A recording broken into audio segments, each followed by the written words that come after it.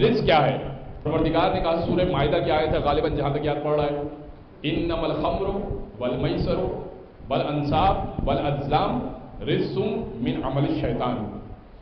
یہ شراب، یہ جوا، ازلام، انصاب. اب ازلام انصاب کیا ہے؟ یہ بہت ایک طویل بات ہے. ایک تیر ہوا کرتے تھے، اس کے اوپر نشانے نام لکھا کرتے تھے، اس کو مارا کرتے تھے. کچھ ڈائس جسے کہتے ہیں اس زمانے میں، کچھ نمبرنگ ہوا کرتی تھی، اس کو وہ کھیلا کرتے تھے. وہ بھی جوئے کے ہی آلات ہوا کرتے تھے. یہ سب چیزیں جوئے کے آلات ہیں.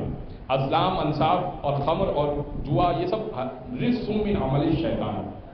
شراب، جوا اور ازلام و انصاب رجس من عمل الشیطان، یہ رجس ہے اور شیطان کے عمل میں سے ہے. یہ رجس ہے. اللہ کہہ رہا ہے رجس ہم نے دور کیا. اب اگر کوئی علی کی طرف یہ نسبت کرے، تاریخ میں دیکھیے گا، تو علی کی طرف نسبت کرے تو سمجھ جائیے وہ خود رجس ہے. علی کی طرف نسبت کی ہے ان میں سے کسی ایک چیز کی طرف. میں وضاحت نہیں پیش کرنا چاہتا، ممبر کا تقدس بھی ہے.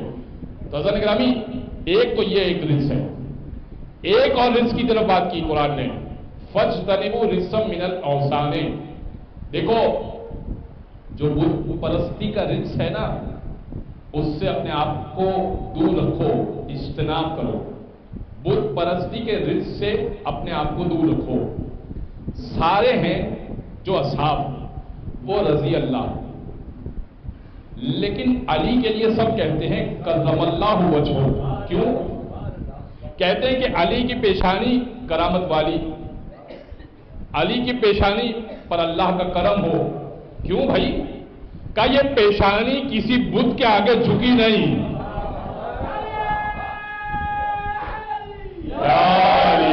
کہ یہ پیشانی کسی کے آگے جھکی نہیں. تو مانو نا کہ تمہارے والے رجس پر تھے اور علی رجس سے دور ہے.